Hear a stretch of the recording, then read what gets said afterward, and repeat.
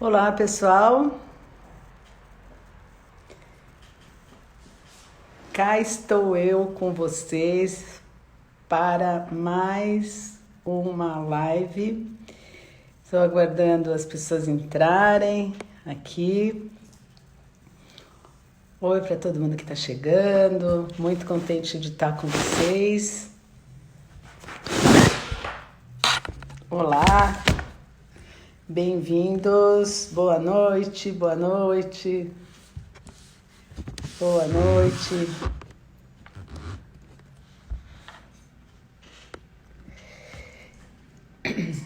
Boa noite, pessoal. Boa noite. Estou muito contente de estar aqui com vocês. Toda terça-feira a gente tem um assunto sobre o despertar, sobre relacionamentos abusivos, e eu confesso que estou muito contente de me engajar nesse ritmo das terça-feiras, de ter encontro com vocês e as caras, gente querida, muito querida chegando. Então eu realmente estou bastante contente de poder passar esse conhecimento e de poder ajudar as pessoas a despertarem, e de que esse processo do despertar ajude a todos nós para que nós possamos desvendar cenários e ter cada vez mais e mais e mais e mais autonomia sobre o nosso existir.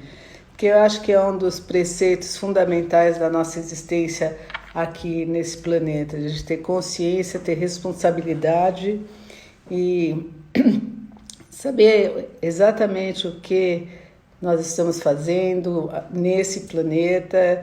É claro que tem muitas situações que são obscuras, que a gente, quem sabe, algum dia vai descobrir sobre a nossa existência, mas de qualquer modo, quanto mais nós pudermos ter ações deliberadas, entendermos o que nos afeta, o que pode afetar o outro, e quanto mais nós pudermos tirar esse Sandrinha linda, tirarmos esse véu, né, que deturpa tanto a percepção, tanto da gente quanto do outro, eu acho que a gente vai ter mais qualidade de vida, não é? E hoje, especificamente, eu vou falar sobre um tema que é bastante complexo, que é sobre a família onde existe uma mãe narcisista perversa. Então, eu vou falar muito brevemente sobre o que é a mãe narcisista perversa, tá? Muito brevemente. Por quê? Porque hoje, especificamente, eu quero contar para vocês como que funciona a trama familiar dentro de uma família onde tem uma mãe narcisista perversa. A gente fala muito, eu falo muito também nas lives, desses relacionamentos abusivos, quando os maridos são abusivos, quando as mulheres são abusivas, quando os filhos são abusivos. E agora a gente vai falar um pouquinho sobre o contexto familiar, como é que ele fica e o que acontece, como que é o reinado dessa mãe dentro de um lar. Então vamos lá, uma das características principais do narcisismo perverso é esse conceito de magnanimidade de si mesmo. Então, as pessoas que são acometidas pelo narcisismo, mas no aspecto patológico, elas têm uma percepção de que elas têm uma grandiosidade acima de todas as medidas. Então, elas são superiores a todos e são merecedoras de todos os olhares, de todos os afetos.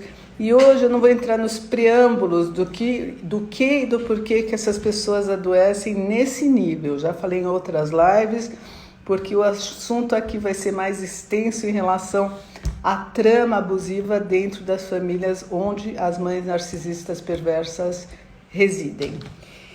E a gente recebe sempre muitos recados, tem muitas pessoas que sofrem muito com essas mães. Existem várias pessoas que falam e reclamam do relacionamento com essa mãe perversa. Então vamos entender um pouquinho como que ela cria esse reinado onde ela é a rainha e todo o restante da família, muitas vezes incluindo o marido, e aqui a gente vai falar desse marido, ele também é um refém da trama. Aí vocês vão me perguntar, mas como que uma pessoa consegue ter tanta gente na mão e todos subjugados ao comando desta rainha maligna? Como que acontece isso daí? Como que ela é tão forte assim a ponto de dominar inclusive o marido? Então o que acontece? Para os filhos é muito complicado, porque os filhos eles acabam sendo modelados e moldados desde o nascimento. Então é um abuso onde é difícil a percepção no início. Ao longo da vida alguns dos filhos percebem, e aqui eu vou delimitar e definir uma família, vamos dizer que de uma mãe que teve 4 filhos. Essa mãe narcisista perversa, ela vai ter filhos por alguns motivos. Primeiro, porque culturalmente precisa ter os filhos. E depois, porque esses filhos eles vão estar a serviço do narcisismo delas. Então, não é que existe uma grande necessidade de maternidade, de maternagem. Existe sim um mecanismo onde a pessoa que é uma mãe narcisista perversa, ela acaba fazendo uso desses filhos por conta dessa sede de engrandecimento narcísico. Então aqui a gente vai contar uma história fictícia de uma família, de uma mãe narcisista com 4 filhos, e a gente vai falar quem são esses 4 filhos nessa trama narcísica, qual é o tipo de personalidade e o que essa mãe projeta nesses filhos. E por que esses filhos aderem a esse tipo de projeção desta mãe? E como que este pai, as possibilidades deste pai se desenvolver emocionalmente? Em primeiro lugar, essa mãe narcisista, ela vai fazer uma escolha afetiva, ela vai ter um marido. E quem é esse marido? Quem que ela escolhe? Quem que ela pesca, né? Então, quem que ela atrai? Ela vai atrair, muito provavelmente, 2 tipos de homens, vamos dizer mulher e homem, né? Pode ser de homem, mulher, mulher, homem, mas aqui nesse sentido, depois vocês criem as conexões que vocês têm na vida de vocês e os exemplos que vocês podem criar. Isso aqui é como estrutura de base desse exemplo que eu estou dando. Então vamos dizer que ela faz uma escolha de um marido que ele se atrai, e esse marido ele é do tipo que ele quer construir uma vida de casado, ele fica encantado pelo encantamento que essa mulher narcisista provoca, pela sedução dela, e ele já está no alvo dela, né? E ela, como toda boa narcisista, ela é encantadora e ela vai se moldar a princípio de acordo com a busca deste futuro marido. Só que ela está de olho numa pessoa que ela veja que pode se submeter aos desejos narcísicos dela. E quem são essas pessoas? São homens que são mais ingênuos. Muitos homens são, lê do engano das pessoas acharem que alguns homens não são ingênuos. Tem muitos homens ingênuos e que são criados sem o conhecimento, como tantas pessoas, de que pode existir um adoecimento nesse nível. Eles ficam encantados pelo tipo da sedução. Vamos dizer que é uma menina, se ele é uma pessoa que tem uma família tradicional, ela vai se comportar de modo tradicional. Tá? Então é aquele esquema de sedução. Mas quem que é esse parceiro que ela escolhe? Esse parceiro que ela escolhe, ele é uma pessoa que está em busca de uma pessoa que se molde no jeito da cultura dele. E vamos dizer que a cultura dele é uma cultura que eu vou honrar a minha esposa, vou prover ela, ou a gente vai dividir tarefas, mas é um bem-querer em relação à construção do casamento, e ele já vem com aquele arquétipo do homem que ele não vai deixar a mulher, que ele vai manter a família, que hoje em dia está muito mais igualitário. Mas ainda assim tem muitos homens que casam dentro desse arquétipo. E algumas dessas mulheres, que são as narcisistas perversas, elas captam esse tipo de demanda desses homens, e esses homens que são interessantes para elas, porque eles vão fazer de tudo e mais um pouco para se perpetuar no casamento e pagar o preço do que é ser um homem dentro do casamento. Esse é o lado 1. O lado 2 dessas escolhas são homens mais frágeis emocionalmente. Então elas vão capturar esses homens que têm, não são tão assertivos e não são tão com a personalidade tão potente quanto uma outra pessoa, e não por ser homem, mas por ser um tipo de personalidade que não tem tanto autoconhecimento, conhecimento sobre si mesmo, ou que é uma pessoa easygoing, sabe? Uma pessoa mais fácil, que gosta mais de... ele prefere não ter razão e ficar bem com a pessoa. Então, o easygoing, que quer ficar bem. Muito bem. E essas pessoas vão entrar numa grande cilada e num cárcere.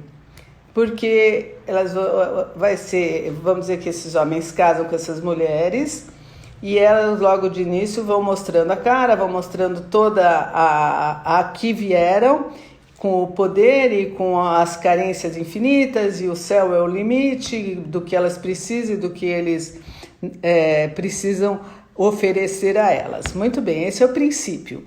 E aí vem os filhos. Até aí, esses homens, eles estão dentro desse esquema, mas eles não entendem direito, ou eles acham que ela é mimada, muitas vezes, na maioria das vezes, elas fazem o que elas costumam fazer, que é subtrair eles da família de origem deles.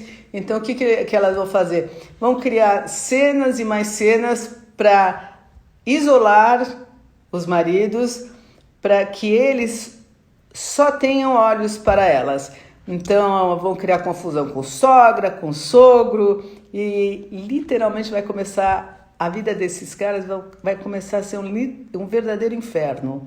E ela sempre é a magoada, a ofendida, e ele, por conta de todos esses conceitos de levar o casamento adiante, a maioria deles, porque hoje em dia os homens já estão bem mais despertos também, mas a maioria deles acha que ela vai melhorar e que ela é mais mimada, mas que com o tempo ela vai aprender, vai amadurecer, e assim o tempo vai passando e eles vão se isolando da família e do ambiente social. Então, cada passo que esses maridos vão dar para fora, existe uma crítica, e elas sabem falar muito bem. E elas falam muito bem e falam muito. E tem a questão de emocionalizarem as situações. Então, elas ficam detentoras do suposto saber, e esses maridos, eles vão ser aqueles que, se eles vão no futebol e elas não estão só para falar palavrão, eu estou dando exemplos que podem ser até meio tosco, mas assim, só para vocês derivarem para outras situações. Então, elas vão coibindo e criticando com bastante argumento toda a liberdade que esses homens podem ter na vida. E a finalidade, por que é perverso? Porque, como eu já falei nas outras lives, é quebrar toda a identidade, todo o sentido moral destes maridos, tá? E elas vão quebrando, e aí vocês vão me perguntar, mas como que eles deixam? E aí eu respondo para vocês, porque existe uma trama emocional onde mais e mais esses maridos se sentem dependentes, e elas vão abusar muito mais das vulnerabilidades deles sem que eles saibam. Então, se eles precisam de uma família, se eles têm necessidade, quer seja por ideal, quer seja por uma falência afetiva na família de origem, elas vão ser o porto seguro deles, mas sob ameaça. Vão ameaçar constantemente de deixar eles, se eles não andarem no trilho que elas inventam a cada momento. E esse trilho que elas inventam é o trilho do me enalteça, porque senão eu te abandono. E eles vão ficar com a idade de quem? De quem? de 5 anos de idade, de 4 anos de idade. E por aí vai, porque eles perdem toda a percepção da adulteza e de que eles podem ter relacionamentos muito mais saudáveis com outras pessoas. Então vai acontecendo um esquecimento e eu faço questão de dizer que elas falam e falam demais e ficam magoadas e isso daí atormenta tanto esses homens que esses homens preferem, a maioria das vezes, se calarem do que falar alguma coisa a respeito. Com o tempo eles vão ficar de boca fechada para esperar o climão ir embora. E além desse climão, a mulher ainda tem uma outra coisa que é muito forte, que ela tem a famosa TPM, e muitas delas fazem uso dessa TPM para quê? Para dizer, eu estou mal, você precisa cuidar de mim, na minha TPM. Não que elas vão se desculpar e falar assim, eu fiquei mal, agora você me perdoa. Muito pelo contrário. E quando elas vão se desculpar, entre aspas, de alguma coisa, porque elas jamais se desculpam, pode ter certeza absoluta que essa desculpa é uma manobra para eles amansarem e entrarem mais ainda na rede abusiva. Bom, o homem já está isolado e calado. E aí vem os filhos. E o que acontece com esses filhos? Então a gente vai para a nossa história fictícia, né? Aí essa mãe, vamos inventar, vamos criar, que essa mãe tem o seu primeiro filho. Gente, pode ser homem e mulher. Eu vou aqui definir os sexos, mas independe. Mais ou menos independe. Depois eu vou falar por quê. Porque às vezes as projeções nas mulheres e nas primeiras filhas também fica meio diferente. Mas vamos dizer aqui nessa trama aqui que ela tem o primeiro filho homem. E este primeiro filho homem dela, quem vai ser? Vamos dizer que tem alguns tipos de personalidade nessa trama. Quem que vai ser? Lembrando que todos vão estar a serviço de enaltecer a mãe. São os bonequinhos da mamãe, inclusive o marido. Então, se nessa altura o marido já está caladinho, nasce o filho vai ser quem? Esse filho vai ser tratado como o bibelô da mamãe. E o que é o bibelô da mãe? Ele é a exteriorização masculina do aspecto narcísico da mãe. E ele vai ser enaltecido, esse menino não vai ter defeito nenhum, e com o tempo essa mãe vai fazer o que eu chamo de estupro emocional com esse filho. Ele vai ficar totalmente fusionado nessa mãe e ele vai ser um dos soldados que vai matar e morrer por essa mãe e vai ficar totalmente fusionado com essa mãe. Vou falar mais, essa mãe vai ter outros filhos. O que ela vai fazer ao longo da vida?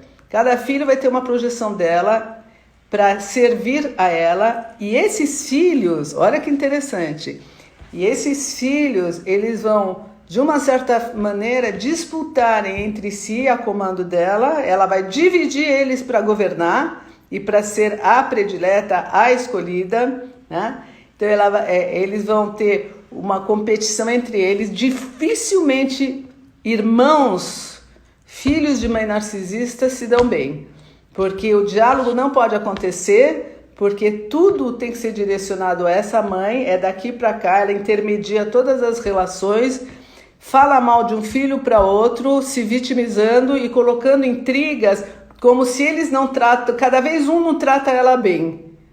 E esses filhos que querem o amor da mãe, eles vão brigar, eles vão se mostrar que eles são mais legais do que aquele que ela não fala bem, porque é tão difícil, tão escasso ter um olhar dessa mãe, ter o amor dessa mãe, que eles naquele momento, eles vão ficar, vão fazer, olha que triste, né? Não te tratou bem, que chato, e vão fazer esse conluio com a mãe, deixando o outro do lado, que se chama triangulação. Então isso acontece muito nessa trama. Mas vamos voltar um pouquinho para esse filho que é a projeção narcísica, o tal bibelô. O que faz um pai que tem um filho que está fusionado com a mãe?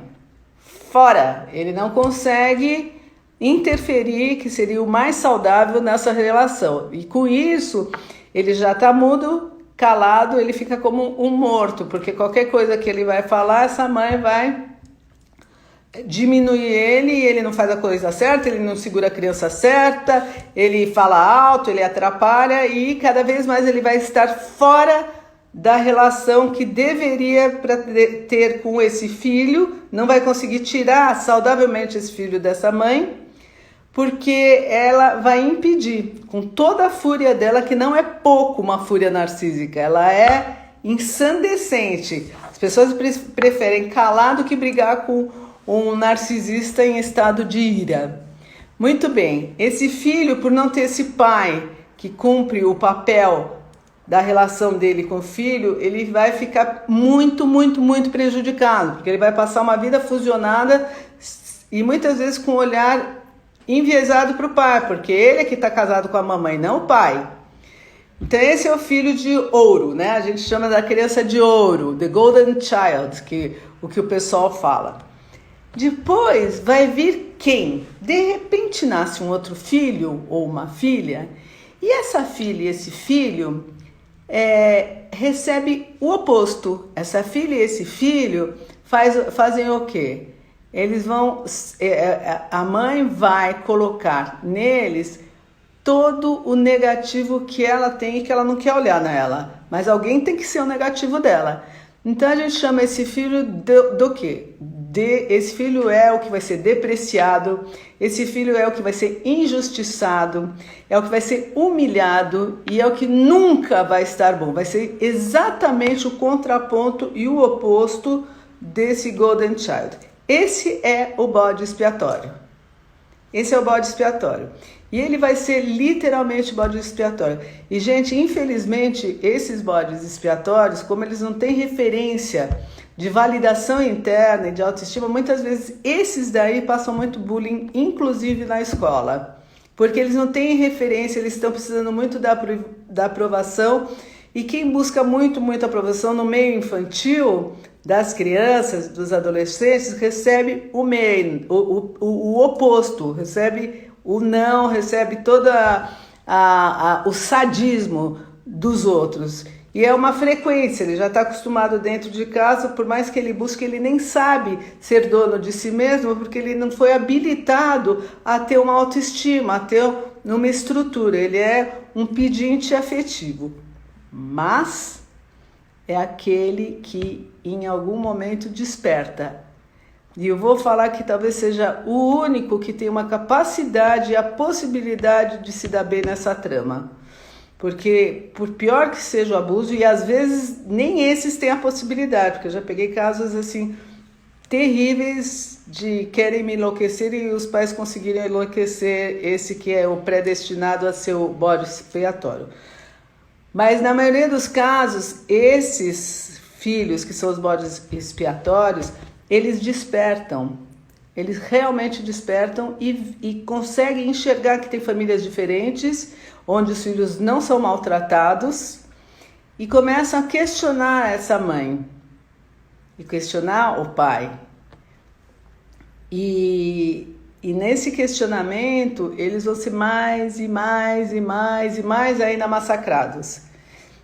Então, até que chega um tempo que, de algum jeito, eles conseguem sair dessa trama, eles crescem, e a maioria desse pessoal busca terapia, porque está lúcido que algo de muito errado está acontecendo nessa família de origem.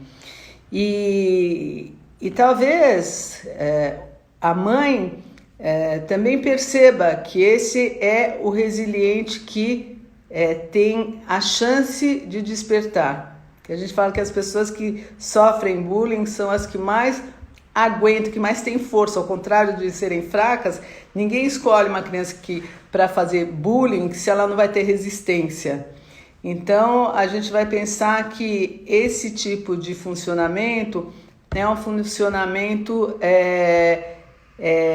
visionado para quem pode despertar também. Então, o que essa mãe vai fazer? Desculpe o termo para vocês, mas vai cacetar esse filho, né? Vai falar assim, não, você não vai saber quem você é, eu vou destruir a sua personalidade.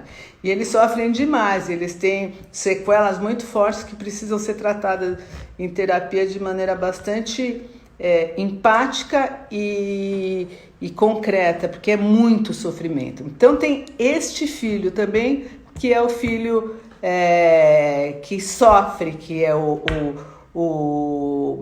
bode expiatório. Aí ele vai reclamar com o pai. O que o pai faz? Com um filho ele não tem acesso. Com esse daí, o pai não consegue ter acesso porque ele tem medo da mãe. Então o que ele pode fazer em alguns momentos? Ou ele concorda com a mãe, porque ele é refém dessa mãe também, tem medo do abandono dessa mãe, e também ele não quer sair dessa situação porque ele está casado e tem receio de deixar os filhos com essa mãe. E ele, o que ele faz? Às vezes, escondido, ele fala, olha, sua mãe é assim mesmo, tenha paciência com ela, mas não resolve a situação. Ele dá um aviso para o filho abaixar a cabeça, que não tem jeito. O jeito que é dificílimo é que os pais, às vezes, vão embora dessa relação. Essas mulheres alucinam também, mandam esses homens embora, achando que eles vão voltar, até feito um cordeirinho lá atrás dela, e elas vão ficar mais magnânimas ainda, ou porque já tem a outra pessoa em vista, ou porque não suportam mais de tanto eles ficarem mudos, porque elas próprias criaram isso daí não serve mais, elas já são casadas com esse golden child mesmo, então já não precisa, descarta, né? Nesse momento, esse pai tem a chance de sair dessa relação e de mostrar para os filhos que existe um modelo de vida mais saudável e poder atuar de fora pegando esses filhos e dando um exemplo de uma vida saudável, não pegando no sentido de fazer os filhos irem para eles, mas se for o caso até podendo fazer isso daí juridicamente, se for o caso, mas dando exemplo de uma vida salutar e podendo, enfim, dar um outro tipo de modelo mais saudável. Mas vamos voltar agora para esses filhos. Vamos pensar no terceiro filho, tá? E aí vem o terceiro filho. E quem será que pode ser esse terceiro filho? Esse terceiro filho, ele vem como a criança invisível, a criança negligenciada. Ele vem, mas não aparece. A mãe nem vê que ele veio, né? Vez por outra, ela ainda faz uma crítica desqualificadora para esse filho quando ele aparece na frente dela e surge, assim, não tem como ela não ver. E aí quando ela vê, ela precisa fazer ele ficar invisível mesmo. Então ela acaba detonando esse filho. Então esse filho é um outro tipo de bode expiatório, né? Mas não é que é pior, é tão ruim quanto, mas ele não é visto. É como se é uma criança invisível, uma criança totalmente negligenciada. Agora imaginem vocês, são filhos dessa mãe e eles têm a necessidade para a sobrevivência desse olhar, do olhar que valida, do olhar que dá a libido, que fala assim, vem que a vida está te esperando, eu estou te esperando.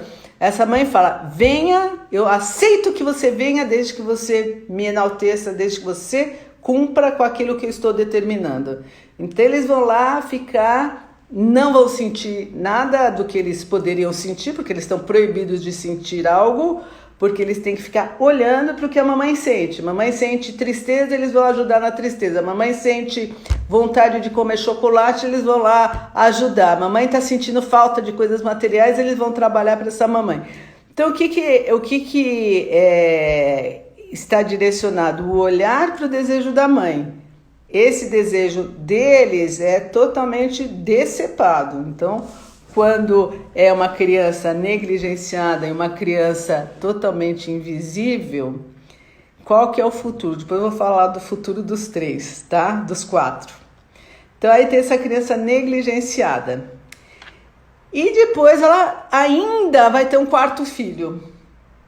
Imagine, ainda vai ter um quarto filho, porque esses súditos são poucos, ela quer mais um súdito. E aí o que vai ser esse quarto filho? E não precisa ser nessa ordem, estou inventando as ordens. O quarto filho é o filho que é o moderador. Quem é o moderador? O moderador é o encantador. É aquele que encanta todo mundo, aquele que sabe ter o jeitinho para falar com todos. E ele faz isso daí nesta família. Mas ele faz por quê nessa família isso? Porque tem muita briga. Mamãe fica brava, o irmão não fala com o irmão, o pai fica isolado, às vezes o pai quer falar, leva uma cacetada. Então, ele é o que vai fazer a moderação. E como que ele vai fazer a moderação? Pega o modelo da mamãe, encantamento. Então, ele é o sedutor, ele é o que sabe seduzir, ele entende todo mundo, e ele vai contemporizando, e a mamãe tá triste, ele compra um presentinho, e fala com os irmãos, e ele quer ver todo mundo em paz. Então, ele é treinado na arte da sedução e da moderação. Legal? Para quê? Para ser bem visto pela mamãe. Esse é o predestinado a arrumar o circo, depois que fica aquela confusão toda, porque essa mãe sempre está com as manhas e os mimos dela, sempre está reclamando de um filho ou do outro, ou os filhos, quando ficam reclamando das injustiças, ela fica mais injustiçada ainda, e ele vai pôr os panos quentes. O Golden Child, a criança de ouro, vai brigar com todo mundo, porque a mamãezinha dele de ouro não pode ser atacada, e Ovelha Negra vai falar, por que eu? Por que ela faz isso com a gente? Olha isso daí, a Torre de Babel, por que ela faz isso com a gente? E o filho, a filha negligenciada vai querer aparecer e vai ter os surtos, os ataques dela, ou vai entrar em depressão, e por aí vai. De algum jeito ela vai acontecer, ou vai ficar submissa e muda. Muito bem. O que será que vai ser do futuro dessas crianças que são criadas, são crias desse tipo de trama? Qual será o desenvolvimento dessas crianças? Então, eu vou falar de possibilidades, tá? O que costuma acontecer com a criança de ouro? A criança de ouro dificilmente consegue levar uma vida saudável, emocional e de trabalho. Muitos desses, eles vivem, a maioria das vezes, grudado na mãe até o fim da vida, e muitas vezes eles podem ter surtos de raiva, porque eles precisam sair dessa fusão com a mãe, né? Então, pode variar entre agressividade e submissão. Então, é um casamento conflituoso, muitas vezes. E existe uma necessidade, desde que a gente nasce, da gente se individuar, de nós nos tornarmos pessoas independentes. E aí, o que acontece? Acontece que esse Golden Child, essa criança de ouro, quando não consegue, muitas vezes se droga, porque é insuportável ficar fusionado e não ter a oportunidade de crescer, ou acaba entrando em depressão ou em surto psicótico também, porque é enlouquecedor nascer e não ser permitido nascer. É enlouquecedor. Então, são altamente prejudicados. E tem outras patologias psiquiátricas que eles podem ser acometidos. E alguns não são, mas eles continuam com esse tipo de modelo fora de casa, mas nunca saem da trama abusiva. E a gente vai falar do scapegoat, né, que é o bode expiatório. O bode expiatório, ele acaba tendo muitas sequelas emocionais, mas ele sai dessa trama. Ele consegue, é o que mais tem chance de sair dessa trama, porque ele não aguenta mais o abuso e ele começa, como eu falei, ele começa a ver. Então, ele pode ter uma tendência a agradar compulsivamente o outro, mas tudo isso daí vai causando conflito nesses bodes expiatórios. Vão passar por bullying, vão passar por situações de desconfiança dos outros, tem a possibilidade de entrar em relacionamentos abusivos também, até eles se encontrarem, terem autonomia sobre o próprio existir. Então é uma jornada aí que tem grandes chances de dar certo, no sentido de ficar distante de adoecimento físico, embora com dor emocional, e é aquela árvore, né, que cresce frondosa, cheia de frutos, de flores, e tem aquela cicatriz que mostra, sim, eu sofri, mas eu cresci. Então tem esse, e tem a criança negada, a criança invisível. E eu esqueci de falar uma coisa sobre essa criança invisível. O que acontece com ela?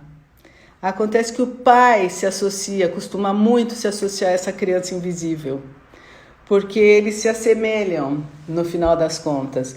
Então, se a mãe fica com a criança de ouro, esse pai se associa à criança esquecida.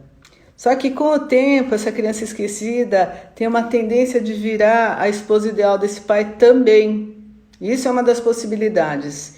E quando ela fica esposa ideal, existe também um incesto emocional aí, né? Ali com a mãe é um estupro e aqui é um incesto.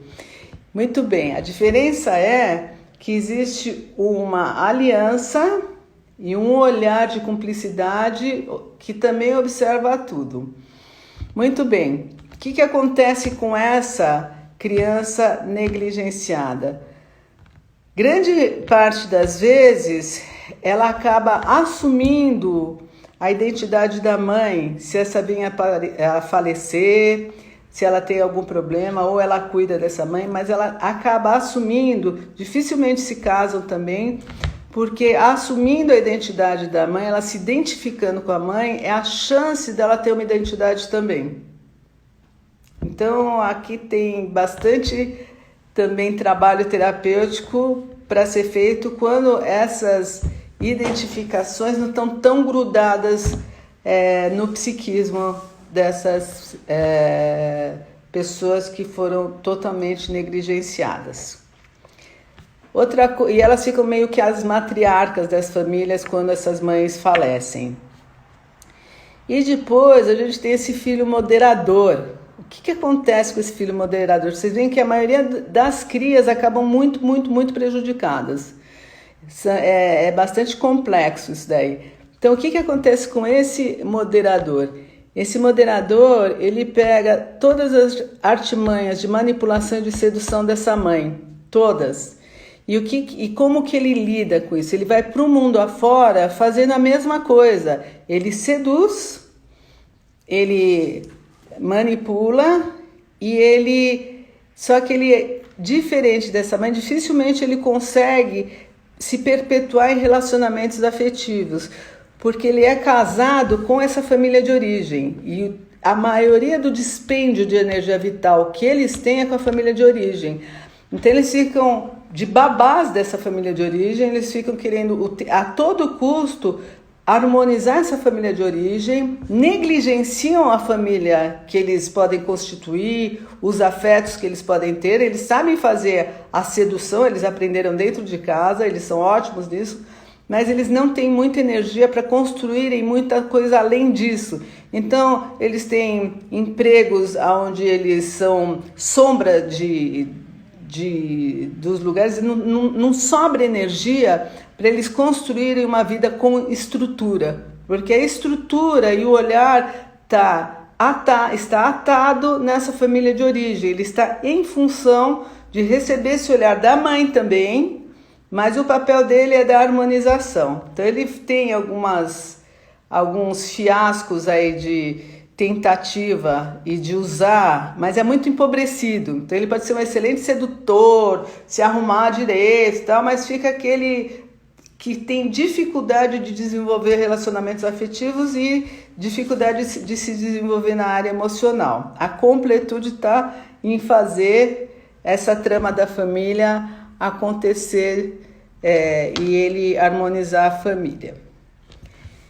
Então, gente, isso que eu queria passar. Tem muito mais, sempre tem muito mais para falar para vocês, sempre tem muita história e tem muita teoria para passar, mas o meu movimento aqui com vocês é dar a chave de algumas percepções para que, se acaso vocês estejam passando por esse relacionamento, se vocês passaram, para validar a percepção de vocês. Olha, então é isso mesmo que eu vivi. Olha, então é isso mesmo que esse fulano faz parte dessa família. É assim mesmo que ele é. Puxa, minha percepção estava certa. Nossa, é isso, eu não tinha percebido, mas é exatamente esse o nome que eu posso dar. Então, assim, essas lives é para orientar vocês, para entenderem qual ambiente que vocês podem estar, qual ambiente que as pessoas em volta de vocês podem estar e que vocês possam despertar e não entrar em roubadas nem com os outros, nem consigo próprios. E se vocês estiverem passando por situações desse tipo, precisar de auxílio psicológico, não hesitem, porque a vida passa muito rápido. A gente está vendo agora com esse confinamento.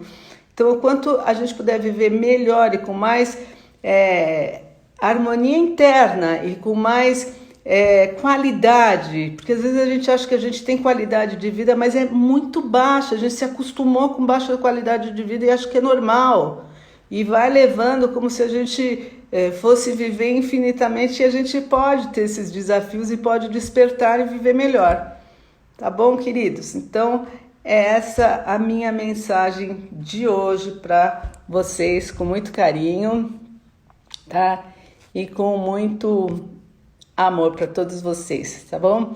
E semana que vem a gente se encontra para um papo com outro tema dentro das questões do despertar e do relacionamento abusivo, tá bom? Um super beijo para vocês, boa semana e até a semana que vem.